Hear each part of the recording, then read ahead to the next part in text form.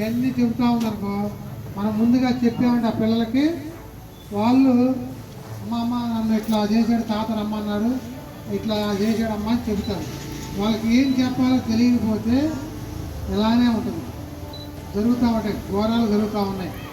నేను ఒక పేరు చెప్పను కానీ 14 సంవత్సరాలు ఆడుకుంటున్నారులని వదిలేసి మీరు టీవీ సీరియల్ చూసుకుంటా మంగమ్మ శబ్దం, ఉండమ్మ బొట్టు పెడతా, ఇవన్నీ 1 by 1 సీరియల్ చూసుకుంటా ఉంటే ఆ పిల్లలు ఎక్కడికి వెళ్తున్నారో తెలియదు, ఏం చేస్తున్నారో తెలియదు.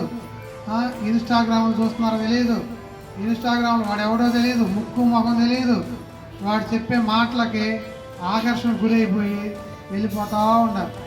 తీరా అక్కడ పోతే అమ్మాయో తెలియదు.